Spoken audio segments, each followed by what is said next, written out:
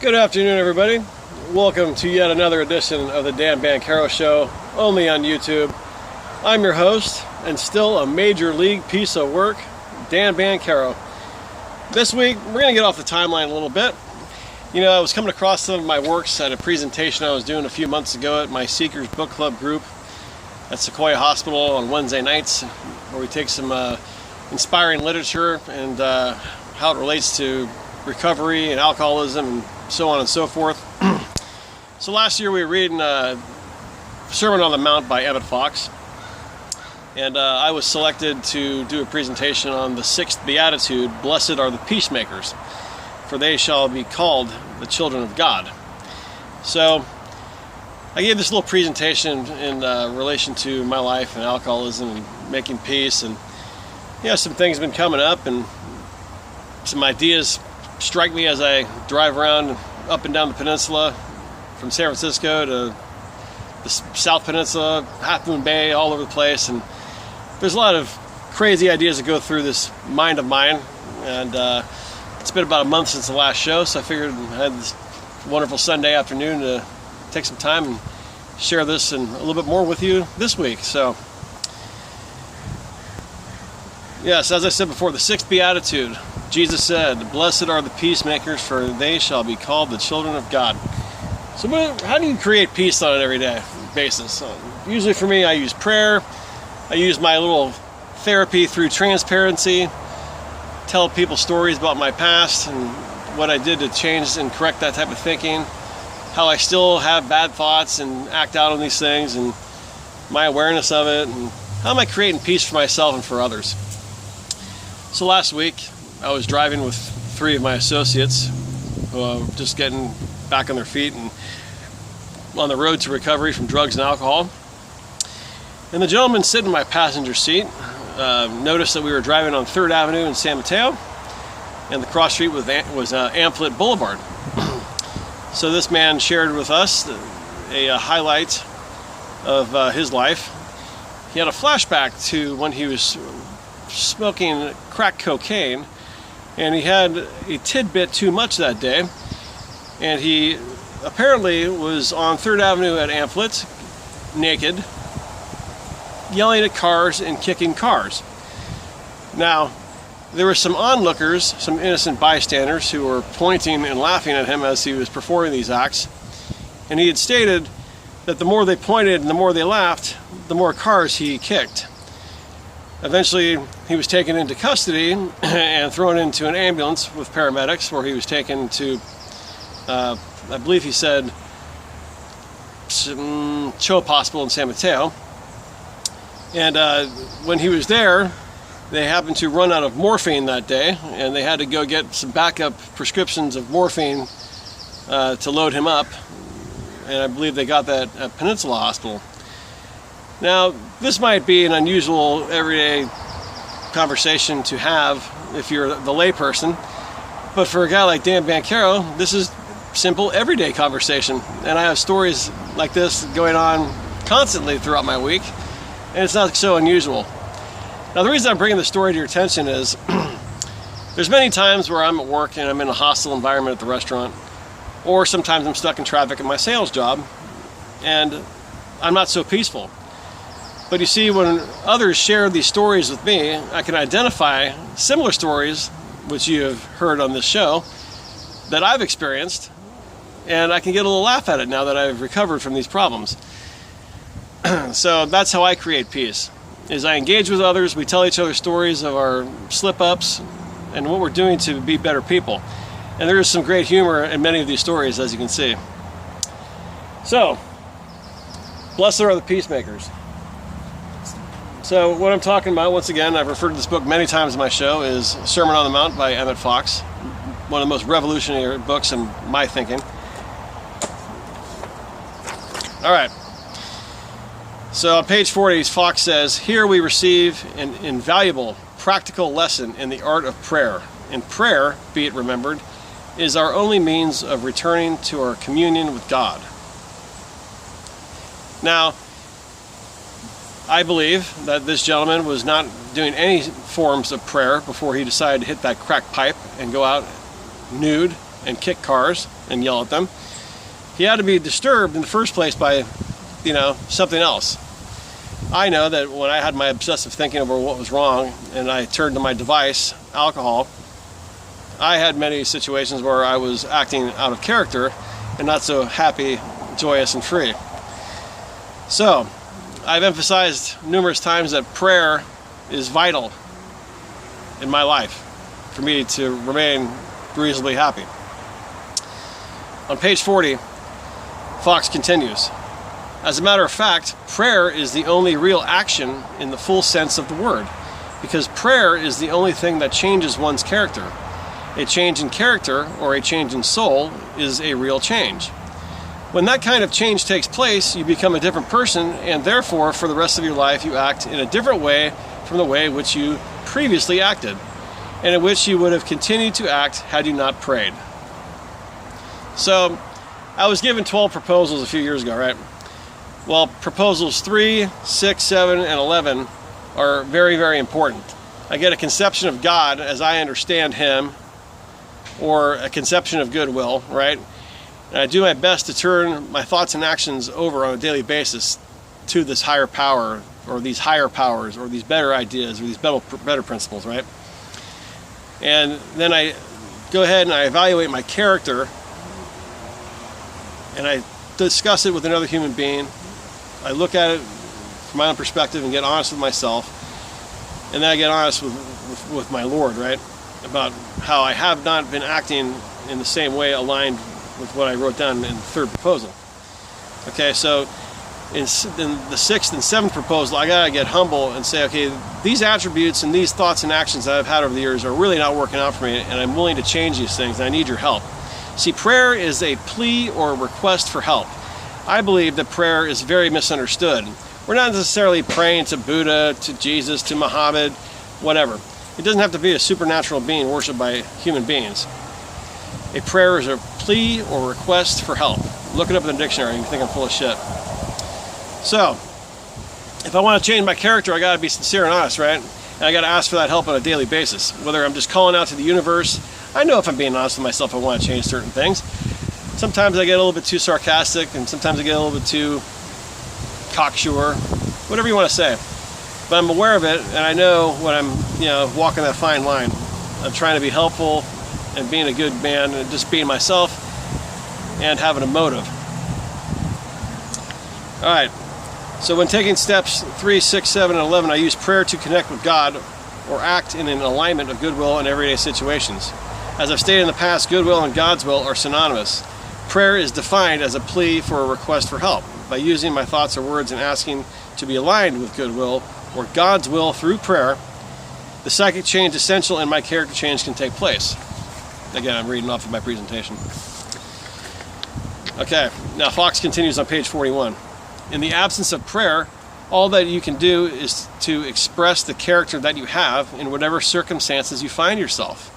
Prayer, by changing your character, makes a new reaction possible. Now, many of you by this point are probably like, what the heck is this guy talking about?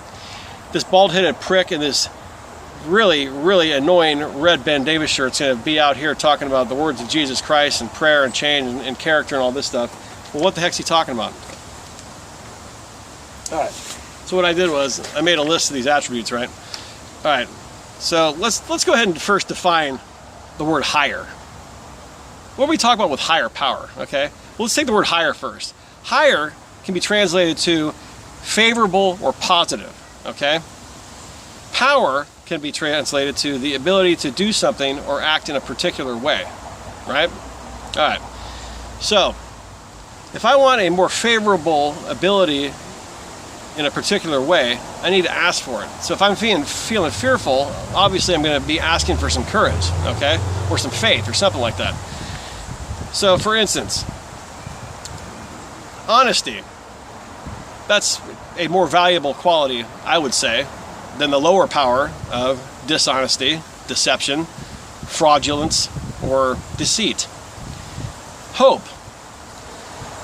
I pray for hope when I'm in a state of doubt or hopelessness. Faith. I pray for faith if I'm in a situation where I'm feeling a little bit suspicious, I'm in doubt, or some type of disloyalty might be going on. I pray for courage in the state where I'm acting like a coward, I'm a little bit intimidated, or I'm in fear, like I said earlier. I can pray for integrity. That is a higher power than the lower or less valuable power of incomplete, some type of disgrace, or something dishonorable. If I'm feeling dishonorable, I can pray for integrity. I can ask or plea for willingness, right? If I'm in a state where I'm refusing to do something, or I'm in dissent, or something's inconvenient, I need to pray for some willingness to just disregard the consequences, forget about what I'm thinking, and just go for it, and just go do it. Humility. Now this is a big one for me. I had to be humiliated to get humble many, many times. So when I'm in a state of boldness, and it's kind of bold putting the shirt on, pride, arrogance, that's when I need to start getting humble, and I need to start asking for it. I can pray for love, where I see some neglect, or I see some animosity, or ill will, or I'm feeling these things. I can pray for it. Not just for myself, but for others. Discipline. Now this one is a big one for me. There were so many things that were inconvenient, or I didn't feel like doing, or I was making all these excuses for why I was going to act the way I was going to act, or do what I want to do. And then I'd be in a state of being irresponsible, and I'd fallen behind on other things, and I'd justify it because, I had all this other stuff that was more important to do. Okay? So I need to pray for some discipline. When there's disorder, confusion, or chaos, or even laziness, I need to pray for some discipline. All right, now there's a higher power of patience or perseverance. When I'm feeling lethargic or agitated, again, something's bothering me. Something is not right, and I'm noticing it in myself or in others. Okay? So these are things that I need to watch out for. And I need to pray for the opposite. Awareness. When there's disregard, there's neglect, there's ignorance on the part of others, and I'm noticing it, or if maybe I'm acting out in these ways, I need to pray for this awareness. I can pray for service. When something's inappropriate or somebody's at a disadvantage, how can I help? What can I do? Service isn't me just taking a bunch of commitments in my recovery community. It's an everyday thing. Holding the door open for somebody. If there's trash on the ground, pick it up. These little things. Rather than me sitting around bitching and complaining about people doing things and the way things are, what am I doing to put out that good energy of what I want in life? You see, I get what I want only if I'm doing those things. So essentially, I don't get what I want, I get what I am. If there's a hindrance or some type of disfavor, what service am I bringing here?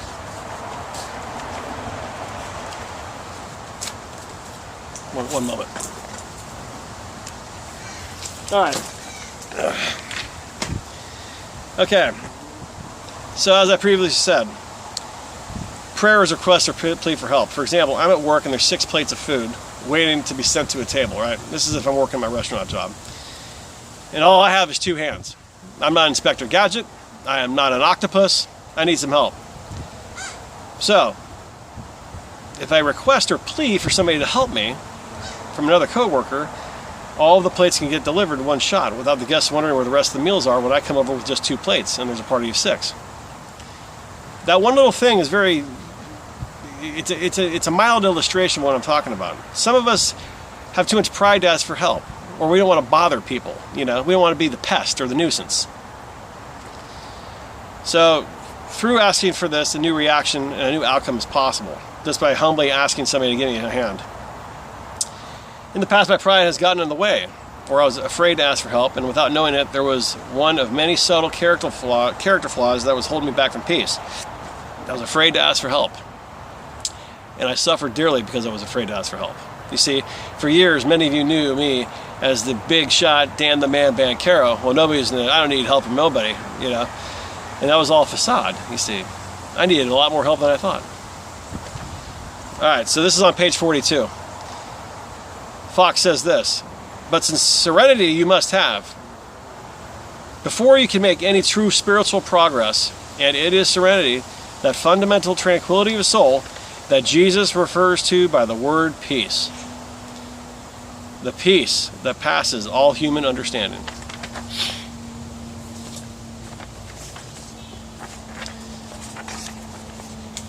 So yeah, I don't got peace, I'm in big trouble. So, some people ask me, what prayers do you say? All right, now I went to Catholic school. You know, I know a thing or two about what happened in the New Testament. So for me, I make a conscious effort, no matter how unnecessary it seems, to say 10 of the Lord's Prayers, 10 of the Hail Marys, 10 of the Glory Be to the Fathers, 10 Serenity Prayers, and 10 of what we call the third step prayer on page 63 of the big book. Now, one of the most revolutionary prayers and most dynamic prayers, and is world renowned in all forms of faith, is the St. Francis prayer. This prayer allows me to connect my mind to what I do want rather than what I don't want, and hence getting through the day without taking a drink of alcohol and making things a lot worse. When I take time to pay close attention to what the verbiage is in each prayer, what I'm asking for, I realize more than ever that energy in asking for these thoughts, concepts, or demeanors can produce the results at some point. For example, the Serenity Prayer. I'm asking for serenity, acceptance, courage, and wisdom. In the third step prayer, I'm offering myself to God to use me as He would, or in some type of goodwill. I'm asking for release from selfishness, so I can better carry out goodwill or His will. I'm asking for my difficulties, in particular, my flawed characteristics to be taken away to show proof of His existence and His way of life to others too.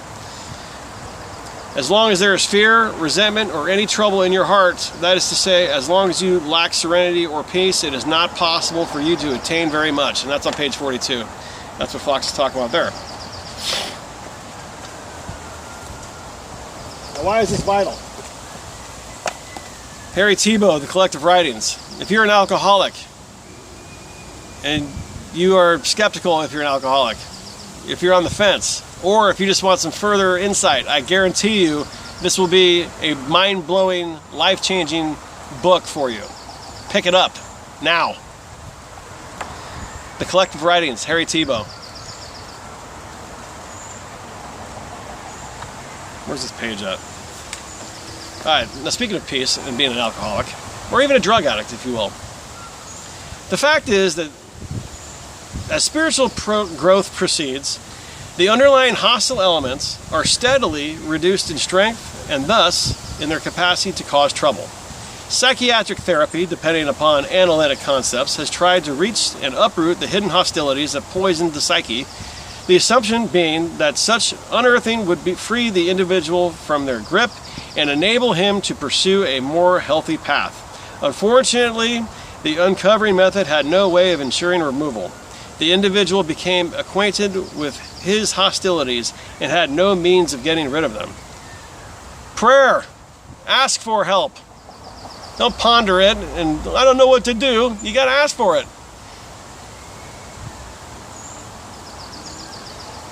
Okay, through spiritual emphasis, actually may succeed in ridding the individual of harmful attitudes and feelings that had contributed to his difficulties.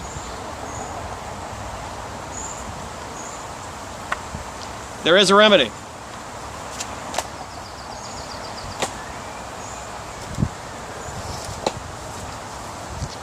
All right.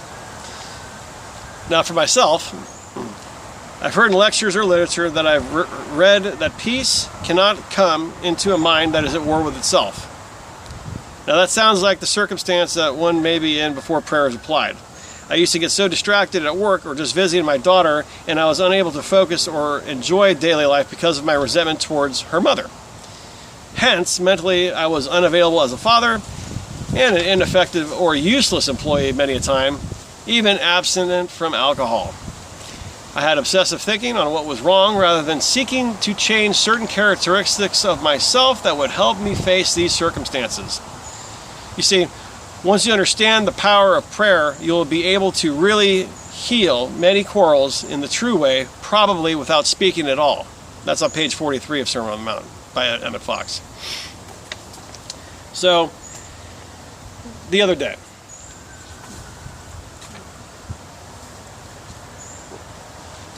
here I am, delivering a nice case of 18 size eggplant to a restaurant that's one of my accounts down in Palo Alto.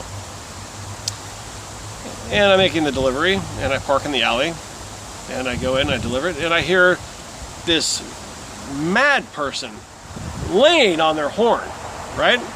I mean, really laying on it. Very, very unnecessary, very intrusive.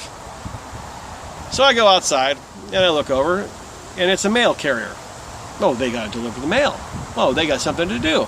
So they're more important than my eggplant, of course, right? So I look over. I couldn't even believe it was a mail carrier. I thought it might be somebody else. And now I really wanted to stick it to this person, right? And I wanted to give them a double middle finger. I wanted to taunt them, maybe give them a Degeneration X crotch chop, something real vile. And I wanted to lay on the horn myself and see how they liked it, and hold them up a little bit longer. Now, I didn't go to that extent, but I did still act out immaturely, and I did give them the Hulk Hogan, give me some more, let me hear what you got type routine, and I held them up for a little bit going like this, wanting to hear more of the horn. So I did taunt them a little bit, and they heard me talking trash. I can't remember what I said, but it wasn't anything friendly or hospitable or diplomatic.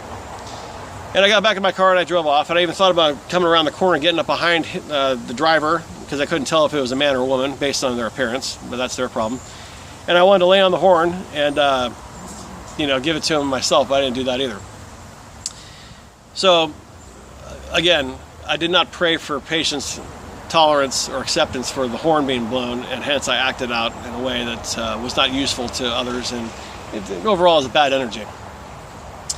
2 days later, I'm driving on Van Ness Avenue with my associate, who I'm trying to take through the 12 proposals, and we were talking about prayer and keeping our mind changed for the better and keeping our character changed for the better in order to not pick up drugs or alcohol. Moments later, and I mean moments, a round table pizza driver is on my ass on Van Ness trying to get around me. Now, we are stopped at a red light, and all 3 lanes are blocked, and there's nobody going anywhere, and he's trying to cut through and weave in, and he's laying on his horn. So I said, this is peculiar, once again. So he continued to lay on and try to get around, and I watched him through my rear view and side view mirrors, and eventually I gave in, and I honked back, and I gave him the finger, and this is right after I was talking about patience, love, and tolerance and prayer with my prospect that needs help. So again, I didn't stop and pray, and I was full of baloney, but we were able to laugh about it afterwards and realize that I was once again full of crap. And the pizza driver did eventually get around me. I did not maneuver and block him. But again, there was no patience, love, and tolerance for very long, and I did not represent that in any way. So I hope those pies got out. So I was talking about the prayer of St. Francis. And what a beautiful prayer. It's almost scientific, if you will. What a way to connect on a daily basis. Many of you have heard this. I'm not some genius that's coming up with something new, but sometimes it just takes one person to be a messenger for somebody else. And those of you who know me personally, and those of you who just might have just picked up on this YouTube channel and found me interesting, maybe you haven't heard of the St. Francis prayer. I don't know. Let's check it out. Lord, make me a channel of thy peace. That where there is hatred, may I bring love. That where there is wrong, may I bring the spirit of forgiveness. That where there is discord, may I bring harmony. That where there is error, may I bring truth. That where there is doubt, may I bring faith. That where there is despair, may I bring hope. That where there are shadows, I may bring light. That where there is sadness, I may bring joy. Lord, grant that I may seek rather to comfort than to be comforted, to understand as to be understood, to love than to be loved. For it is by self-forgetting that one finds. It is by forgiving that one is forgiven. It is in dying that one awakens to eternal life. Amen. What a beautiful prayer. So, St. Francis of Assisi, like I've said in other episodes, it wasn't like he was saying, God, give me peace.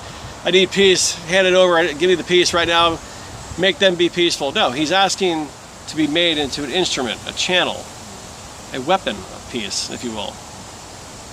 I don't know if weapon's the right word, but you get the picture. Make me peaceful.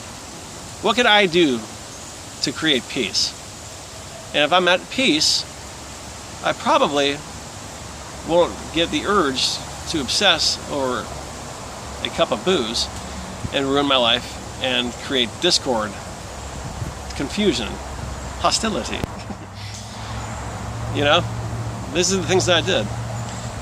Now, some of you viewers may recognize this fence and these trees. For when I was not at peace, coming up in my next part of my timeline, 2014 part 2, I drank myself into the creek, if you will. And this little creek behind this fence here, I didn't sleep in the creek, but I did sleep over here on the patio of this insurance building, and with a sleeping bag. And I did this for about 4 months. Luckily, the weather was good in 2014, and I didn't get rained on. A little bit of dew here and there on the sleeping bag, but these are the things that would happen to me as a result of me not being at peace and not applying prayer and asking for help and connecting spiritually. I was waiting for all these externals, you see. The job, the money, the baby mama, if you will, to get off my ass. All these things, all these externals, prayer prepares me for life on a daily basis, you know. I don't have to drink myself into the creek. My friends don't have to smoke crack nude and yell at cars and kick them and get arrested and thrown into an ambulance if we apply prayer sincerely and admit that we are flawed human beings that need to be in a state of greater strength to deal with everyday situations. Yes, there are people who screw with us. Yes, there are people who are wrong, but they're just going through their part of their life that we were once at, and now if we have a better knowledge of tools to use and we sincerely want to apply them and realize that we can't always do things that we wanted to do and expect different results. You see, people say, oh, you can't change people, places, or things, but I beg to differ. You see, they're going to do what they want to do, but we can make things worse by acting out with revenge or justified resentment or insults, or we can accept them and love them and just apply a different principle or a different higher power. Those are the higher powers that I seek on a daily basis. And I don't always use them, obviously, based on this episode. So anyway, I hope you got something out of this. Read Emmett Fox and the Sermon on the Mount. It's a great book. Read the Tiebot letters. Great translation. And of course, I'm going to always end on some good note with the teachings of Lao Tzu. This is on page 96 of the Hua Hu Ching, the Unknown Teachings of Lao Tzu. This is verse 75. Would you like to liberate yourself from the lower realms of life? Would you like to save the world from the degradation and destruction it seems destined for? Then step away from shallow mass movements and quietly go to work on your own self-awareness. If you want to awaken all of humanity, then awaken all of yourself. If you want to eliminate the suffering in the world, then eliminate all that is dark and negative in yourself. Truly, the greatest gift you have to give is that of your own self-transformation. So find a teacher who is an integral being, a beacon who extends his light and virtue with equal ease to those who appreciate him and those who don't. Shape yourself in his mold, bathe in his nourishing radiance, and reflect it out to the rest of the world. You will come to understand an eternal truth. There is always a peaceful home for a virtuous being. Thanks for joining me. I'm Dan Banchero. Here's to feeling good all the time. Thanks for watching.